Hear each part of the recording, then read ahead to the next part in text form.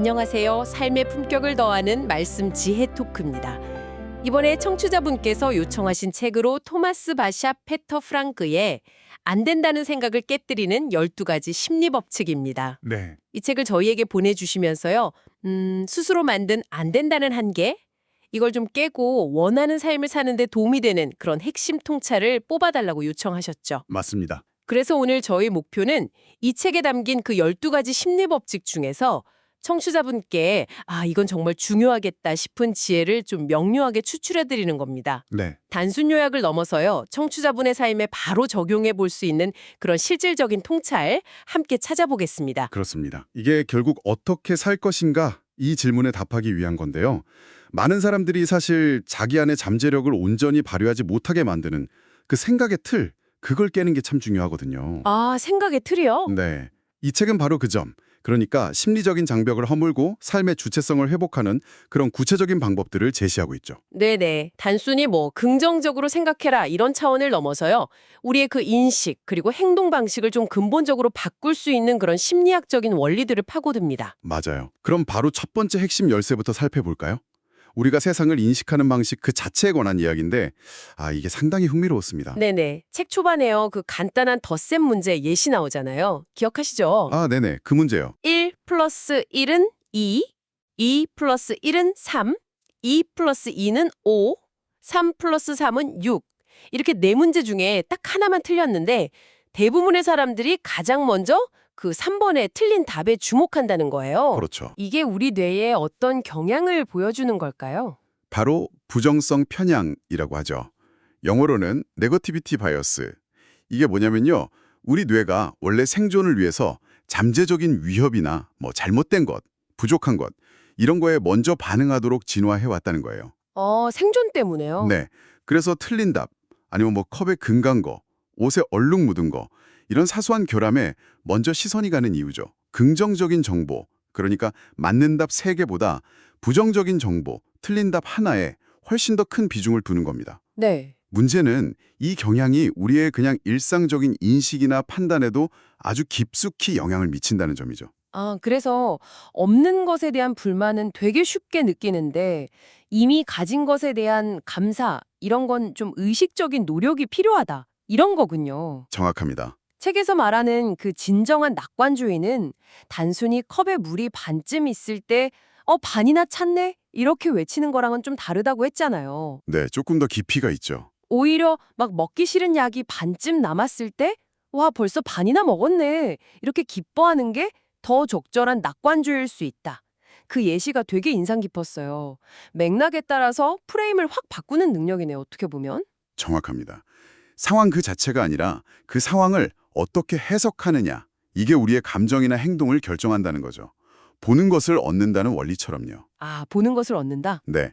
예를 들어 내가 특정 차종에 관심을 가지면 갑자기 길에서 그 차만 막 눈에 띄고요. 아내가 임신하면 유독 임산부만 보이는 현상, 이거 다들 경험해 보셨을 거예요. 네네, 맞아요. 저도 그래요. 우리의 그 관심과 인식이 현실을 필터링하고 구성하는 거죠. 그래서 책은 하나의 객관적인 현실이 있고 우리가 그것을 지각한다는 이런 통념 대신에요. 우리의 지각 방식이 곧 나의 현실을 만든다. 이 관점의 전환을 아주 강력하게 제안합니다. 와, 이건 진짜 중요한 포인트네요. 결국 내 삶의 경험을 바꾸고 싶으면 세상을 바라보는 내 안경, 그러니까 내 인식의 틀부터 점검하고 바꿔야 한다는 거군요. 바로 그거죠. 청취자분께서도 혹시 지금 삶의 긍정적인 면보다는 좀 사소한 흠결이나 부족한 부분, 여기에 난 시선이 너무 고정되어 있지는 않으신지 한번 돌아보시면 좋겠습니다. 자, 그럼 관점을 바꿨다면 다음 단계는 아무래도 행동일 텐데요. 책에서는 우리가 진짜 하고 싶은 일을 망설이는 가장 큰 이유로 두려움을 딱 꼽습니다. 네, 두려움이죠. 특히 실패나 거절에 대한 두려움이요. 이건 정말 많은 분들이 공감하실 것 같아요. 네, 맞아요. 두려움이라는 게 사실 위험 신호를 보내는 생존 메커니즘이긴 한데요. 동시에 변화나 성장을 가로막는 가장 큰 심리적 장벽이기도 하죠. 네. 두려움은 우리를 그냥 얼어붙게 만들어요. 새로운 시도를 주저하게 만들죠. 예를 들어서 투자 손실이 두려워서 안전한 예금만 고집하면 더 큰 수익 기회를 놓치는 거고, 그렇죠. 복권 당첨을 막 꿈꾸면서도 돈 잃을까 봐 아예 사지 않는 것처럼요. 패배가 두려워서 경기에 안 나가면 승리할 가능성 자체가 그냥 0이 되는 거죠. 아, 책에 나온 그 디스코텍 예시 그거 아주 적절했어요. 아, 네네. 그 이야기. 마음에 드는 이성한테 말을 걸고 싶은데 무슨 말을 해야 하지? 거절당하면 어떡하지? 좀 더 완벽한 타이밍 없을까? 막 이렇게 머릿속으로만 온갖 시뮬레이션을 돌리다가 결국 옆에서 별 고민 없이 그냥 훅 다가간 다른 사람한테 기회를 놓치는 상황. 이거 진짜 흔하지 않나요? 그렇죠. 정말 흔하죠. 그래서 책은 완벽하게 준비해서 늦는 것보다 좀 불안전하더라도 일단 시작하는 것이 낫다. 이렇게 아주 강력하게 주장합니다. 아, 일단 시작해라. 시작이 반이라는 말이랑 딱 일맥상통하죠. 두려움은 종종 나는 원래 그런 거 못해. 이건 내 능력 밖이야. 같은 이런 보이지 않는 자기 한계선을 만들어요. 네. 그 영화 감독 잉그마르 베르히만의 말처럼 한계선이란 건 없다. 단지 두려움이 한계선을 만들 뿐이다. 중요한 건 외부 조건이나 과거 경험이 아니라 바로 지금 내 머릿속에서 스스로에게 들려주는 그 이야기라는 겁니다. 근데 또 흥미로운 건요. 우리 안에는 이미 엄청난 성공 경험이 있다는 그런 비유였어요. 아, 맞아요. 그 부분. 불 위를 걷기 같은 극단적인 경험을 통해서 두려움을 극복하는 것도 의미 있겠지만 사실 우리 모두는 태어날 때부터 이미 50억 대 1의 경쟁률을 뚫고 이 세상에 태어난 생존 경주의 승리자라는 거죠. 그렇죠. 생각해보면 진짜 대단한 일인데 평소에 그냥 잊고 살았던 것 같아요. 맞습니다. 우리 안에는 이미 그 성공 DNA랄까요? 그리고 엄청난 잠재력이 내재되어 있다는 사실을 다시 한번 상기시켜주는 거죠. 네. 또 일단 행동하기로 했다면 지나친 생각, 이걸 좀 경계해야 합니다. 아, 생각 너무 많이 하는 거예요? 네. 다리가 무려 386개나 달린 벌레가 아니 내가 도대체 어떻게 걷는 거지? 이렇게 생각하기 시작하자마자 막 걸음이 엉망이 되어버렸다는 그런 우화처럼요. 과도한 분석이나 걱정은 오히려 자연스러운 수행 능력을 방해할 수 있습니다. 네. 소위 무의식적 능력 단계에 도달하는 게 중요한데 이건 운전이나 스포츠처럼 의식하지 않고도 그냥 자연스럽게 해내는 상태를 말하는 거죠. 그 능력 발휘 4단계 설명도 되게 인상 깊었어요. 무의식적 무능에서 의식적 무능, 의식적 능력, 마지막에 무의식적 능력이었죠. 네, 맞습니다. 결국 최고의 경지는 머리로 생각하기 전에 몸이 먼저 반응하는 그 무의식적 능력이라는 거군요. 그렇죠. 체화된 상태. 청취자분, 혹시 실패가 두려워서 혹은 내가 아직 완벽하게 준비되지 않았다는 생각 때문에 미루고 있는 일이 있으신가요? 어쩌면 지금 필요한 건 그 386개 다리 벌레처럼 생각만 너무 많이 하기보다 일단 한 걸음 내디다 보는 용기일지도 모르겠습니다. 자, 관점을 바꾸고 또 행동을 시작했더라도 여전히 어려운 상황에 부딪힐 수 있잖아요. 그럼요. 항상 그렇죠. 이때 우리가 어떻게 반응하느냐, 이게 중요하다고 책은 강조하는데요. 그 재능 있는 젊은 테니스 선수가 경기에서 지고 나서 바람 때문에 졌다, 이렇게 핑계를 대는 이야기가 나오죠. 네, 그 이야기 있죠. 이걸 들은 트레이너의 한마디가 핵심을 딱 찌릅니다. 네, 트레이너가 딱 묻습니다. 바람이 니는 쪽에만 불었니? 하고요. 어려운 외부 조건, 예를 들어 바람, 날씨, 아니면 경제 상황, 이런 거는 승자든 패자든 모두에게 주어집니다. 중요한 건 그 상황에 대한 반응의 차이라는 거죠. 반응의 차이. 네, 책에서는 이걸 희생자와 승리자의 태도로 구분합니다. 희생자는 계속 상황 탓, 남 탓하면서 책임을 회피하는 반면에 승리자는 주어진 상황을 딱 인정하고 그 안에서 자신이 통제할 수 있는 것, 즉 자신의 반응에 책임을 지는 거죠. 여기서 말하는 책임이라는 게 단순히 내 잘못이다, 이렇게 인정하는 걸 넘어서는 개념인 거죠? 그렇습니다. 더 적극적인 의미죠. 책임을 진다는 것은 일어난 일에 대해서 어떻게 대응할 것인가, 즉 responsibility, 이 능력에 대한 답을 찾고 그걸 행동으로 옮기는 능력을 의미해요. 대응 능력? 네, 예를 들어 교통체증에 딱 갇혔을 때 똑같은 상황인데도 막 짜증내고 불평하면서 시간을 그냥 흘려보낼 수도 있고요. 이게 희생자 반응, 아니면 그 시간에 오디오북을 듣거나 중요한 통화를 하거나 아니면 하루 계획을 세우거나 이렇게 능동적으로 시간을 활용할 수도 있습니다. 이게 승리자 반응. 네네. 어떤 반응을 선택하느냐는 전적으로 우리 자신에게 달려있다는 아주 강력한 메시지입니다. 결국 내가 어떤 반응을 보이느냐, 그게 나의 경험과 결과를 결정한다는 거군요. 뿌린대요 거둔다는 말이 여기서도 딱 통하네요. 그렇죠.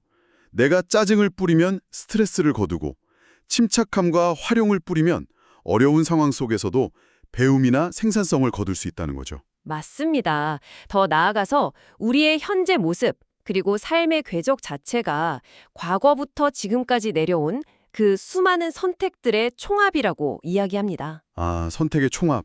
네, 이건 철학자 니체의 운명의 아몰 파티 개념과도 좀 연결이 되죠. 과거의 선택에 후회가 있을 수 있지만 그 선택들은 그 당시의 관점에서는 최선이었고 그 결과 지금의 내가 존재하는 거잖아요. 네, 중요한 건 과거가 아니라 현재, 마주한 상황에서 어떤 선택을 하느냐입니다. 책에서는 이때 우리에게 주어진 기본적인 선택지 3가지를 아주 명확하게 제시합니다. 3가지 선택지요? 네. 첫째는 상황을 적극적으로 바꾸거나 change it. 둘째는 도저히 바꿀 수 없다면 그 상황을 떠나거나 포기하거나. Leave it. 그것도 불가능하다면 그 상황을 있는 그대로 받아들이고 그 안에서 최선을 다하는 것, 즉 사랑하거나 love it입니다. 아, 바꾸거나 떠나거나 사랑하거나. 그 회사 합병으로 미래가 불안해진 프란츠 이야기가 이 Love It 개념을 잘 보여줬어요. 네, 맞아요. 프란츠가 막 불평만 늘어놓으니까 아내 베아테가 되게 현실적으로 조언하잖아요.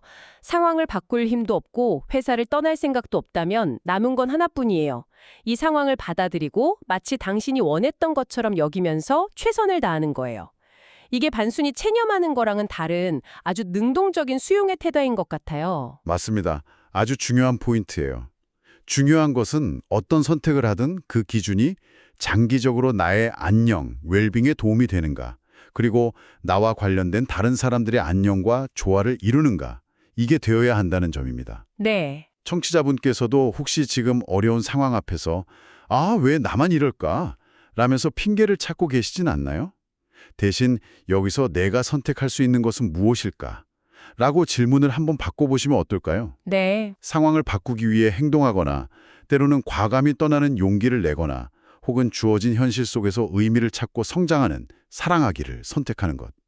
그 선택의 주체는 바로 청취자분 자신입니다. 자, 이제 마지막 핵심 열쇠로 넘어가 보겠습니다. 바로 마음과 비전의 힘인데요. 1960년대에 기술적으로 거의 불가능해 보였던 그 달 착륙을 케네디 대통령이 10년 안에 해내겠다. 이런 비전을 딱 선포하니까 나사 연구원들이 엄청난 동기부여를 받아서 결국 목표를 달성해낸 이야기. 이건 비전의 힘이 얼마나 강력한지 보여주는 대표적인 사례죠. 네, 그렇죠. 비전이라는 건 우리의 삶과 행동에 방향과 의미를 부여하는 뭐랄까 등대와 같아요. 등대요? 네. 비전이 없으면 구체적인 목표를 세우기가 어렵고 또 목표가 없으면 노력에 초점을 맞출 수가 없어서 에너지가 분산되죠.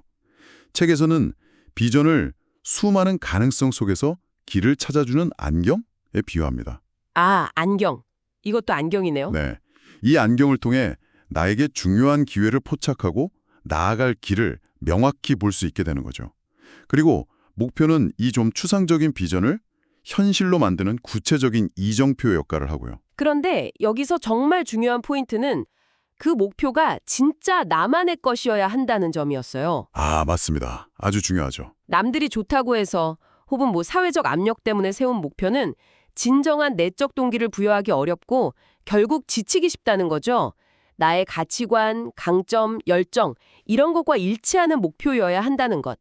어떻게 보면 당연한 말 같은데 의외로 많은 사람들이 놓치는 부분 같아요. 아주 중요한 지적입니다.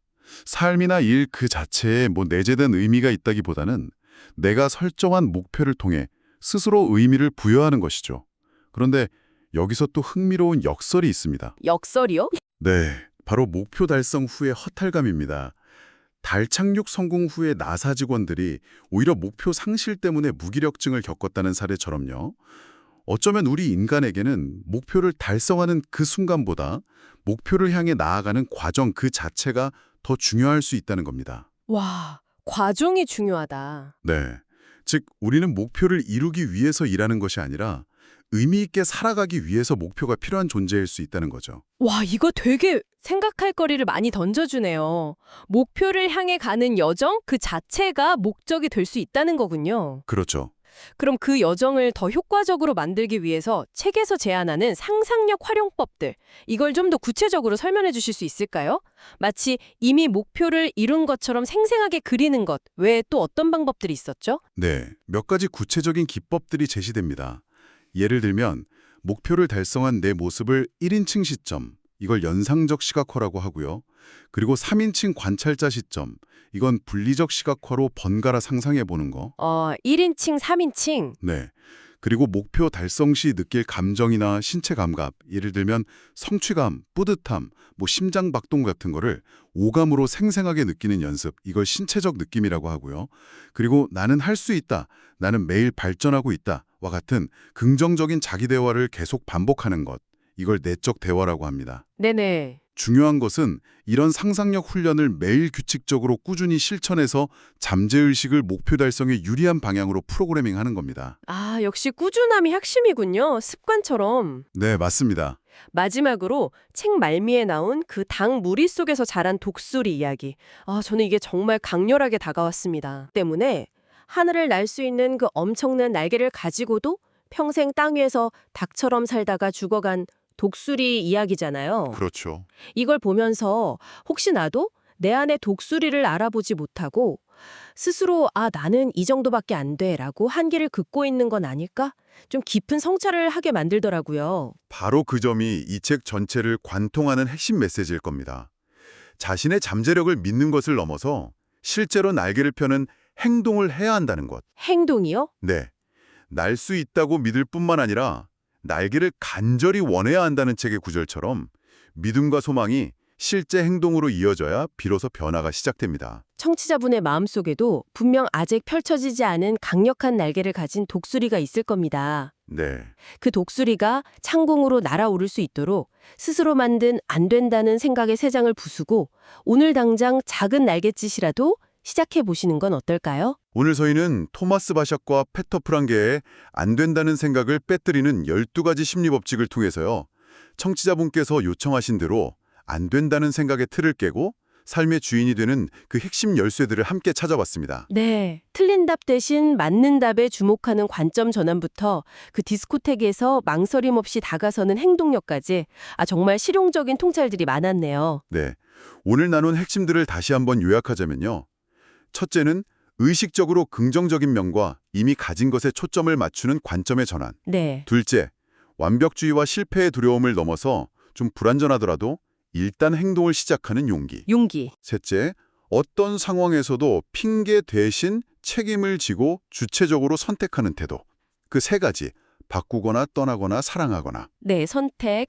마지막으로 나만의 진중한 비전과 목표를 설정하고 상상력과 꾸준한 실천으로 이를 향해 나아가는 힘, 이것들이었습니다. 이 책에서 길어올린 지혜들이 청취자분의 삶에 긍정적인 에너지를 불어넣고 또 그동안 망설였던 무언가에 새롭게 도전해볼 용기를 주는 그런 계기가 되었기를 진심으로 바랍니다. 마지막으로 청취자분께 이런 질문을 한번 던져드리고 싶습니다. 앞서 이야기 나눈 그 닭무리 속 독수리처럼요. 혹시 청취자분 스스로 나는 원래 내성적이야. 나는 발표는 잘 못해. 이런 건 내 스타일이 아니야. 와 같이 스스로를 어떤 틀 안에 가두고 있지는 않으신가요? 어쩌면 우리가 넘어야 할 가장 높은 벽은 외부의 장애물이 아니라 매일 스스로에게 속삭이는 여기까지가 나의 한계야 라는 그 익숙한 이야기일지도 모릅니다. 지금 청취자분은 어떤 이야기 속에서 살고 계신가요? 그리고 앞으로 어떤 새로운 이야기를 써내려가고 싶으신가요? 잠시 조용히 자신에게 질문해보는 시간을 가져보시면 좋겠습니다. 네. 삶의 품격을 더하는 말씀 지혜 토크였습니다. 다음 시간에 또 다른 깊이 있는 탐구로 찾아뵙겠습니다.